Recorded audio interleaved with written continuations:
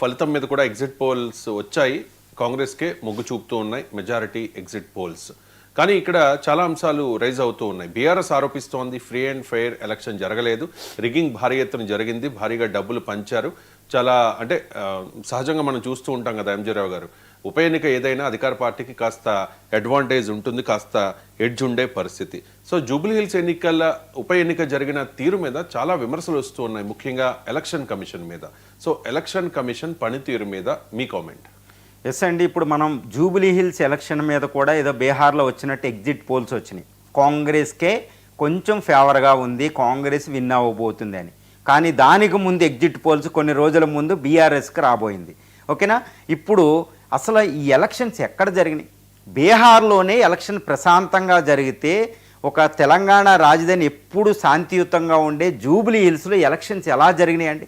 పోలీసుల లాఠీ చార్జీలు, క్యాండిడేట్లే రోడ్డు మీద కూడడం, స్త్రీ అభ్యర్థే రోడ్డు మీద కూర్చోవడం, అటు పార్టీని ఆరోపించడం, ఈ పార్టీ దీన్ని ఆరోపించడం, మత ప్రస్తావన కేంద్ర మంత్రులే తీసుకురావడం, మత ప్రస్తావన తీసుకొస్తూ election model code of conduct violation జరుగుతుంది.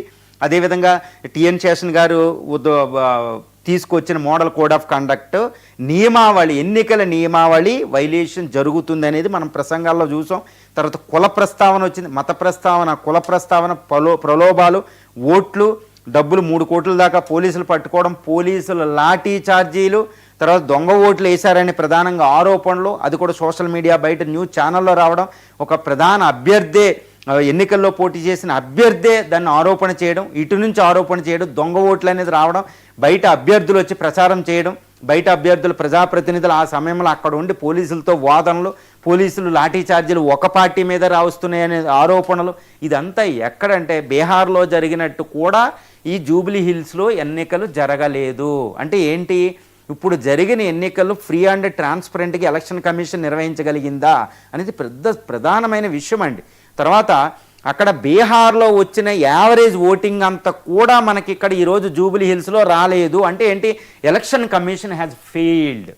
Absolutely the election commission might have been failed అండి. ఎందుకంటే బీహార్లో చారిత్రకంగా 1951 తర్వాత అత్యధిక ఎలక్షన్ అక్కడ ఓటింగ్ నమోదైంది, 66 పాయింట్స్ పైగా. ఇక్కడ 50% దాటించడానికి లేదా 50% దాటించడానికి ఎంత ప్రలోభాలు, ఒక గంట వ్యవధిని పెంచడం, ఇవన్నీ చేసినా ఓటింగ్ శాతం పెరగలేదు. ఎందుకు? ఒక హైలీ ఎడ్యుకేటెడ్ జూబ్లీ హిల్స్లో లిటరేచర్ చూడండి, ఎందుకు ఓటు వేయడానికి రాలేదు అంటే ఈ ఆరోపణలు ఉండడం. ఓటింగ్ శాతం పెంచలేకపోవడం అనేది అంటే ఏంటి, ఓటర్లో భరోసా, ఒక ట్రస్ట్ అనేది కల్పించలేకపోయాం ఒక రాజ్యాంగబద్ధ సంస్థ. కాబట్టి ఇన్ని ఆరోపణలు ఎంసీసీ ఎందుకు ఇంప్లిమెంట్ కాలేదు, ఎందుకు లాఠీ ఛార్జీలు జరిగినాయి, ఎందుకు ఇన్ని ఆరోపణలు వస్తున్నాయి, ఎంక్వైరీలు చేస్తున్నారు. ఇది ప్రధానంగా ఈ విశ్లేషణ మనకి ఎక్కడ కనపడడంలే. కానీ ఓటర్లో ఇదే ప్రధానమైన, అందుకే ఓటింగ్ పర్సెంటేజ్ తగ్గింది. ఇది ఎవరైనా కాదనగలరా?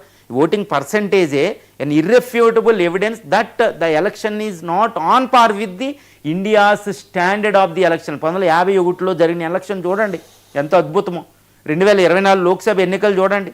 మరి కేంద్ర ఎన్నికల సంఘానికి, రాష్ట్ర ఎన్నికల సంఘానికి ఎందుకు ఈ డిఫరెన్స్ వచ్చింది అంటే, యూనియన్ పబ్లిక్ సర్వీస్ కమిషన్కి, Telangana public service commission exam నిర్వహణలో ఎన్నో ఆరోపణలు వస్తూ ఉంటాయి, అలా ఉంది ఇది. కాబట్టి ఈ జూబ్లీ హిల్స్ ఎన్నికల్లో పార్టీ ఏది గెలుస్తుందనేది క్వశ్చన్, ఏది గెలిచినా ఈ మెజార్టీ అనేది చాలా తక్కువ ఉండబోతుంది. ఎవరు గెలిచినా ఇది రెండో పార్టీ ఆరోపిస్తుంది ఇది దొంగ ఓట్ల వల్ల గెలిచారని. కావాలంటే ఎలక్షన్ నవంబర్ 14 ఎన్నికల తర్వాత ఎవరు గెలిచినా ఒక 5-6 వేల మెజార్టీతో గెలిస్తే గెలిచిన వాళ్ళని ఈ రెండో పార్టీ ఇదే ఆరోపణ ఉంటుంది. కావాలంటే చూడండి, ఇది దొంగ ఓట్ల వల్ల, ప్రలోభాల వల్ల గెలిచారు అనే ఆరోపణ రాబోతుంది.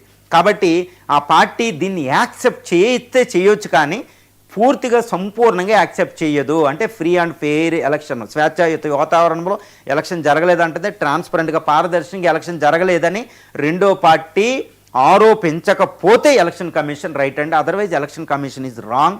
యాక్చువల్లీ ఈ ఎన్నికలు జరిగిన తీరు ప్రజలందరూ విస్తుపోయేటట్టు చేసింది. అందుకనే ఈ ఓటింగ్ దగ్గరకు వచ్చి ఈవీఎంల ద్వారా వాళ్ళు ఓటు వేయలేదు. నోటా ఓట్లు కూడా ఎక్కువ వచ్చే ఛాన్స్ ఉన్నాయి. ఇప్పటికీ 58 మంది అభ్యర్థులు అక్కడ ఉన్నారు, అందరూ ప్రచారానికి కుదరలేదు. కాబట్టి జూబ్లీ హిల్ ఎలక్షన్ అనేది it's not free and fair అనేది కాదు అనేది ఒక పార్టీ ఆరోపించుకుంటుందంటేనే అక్కడ తీవ్రత మనకు అర్థమవుతుంది.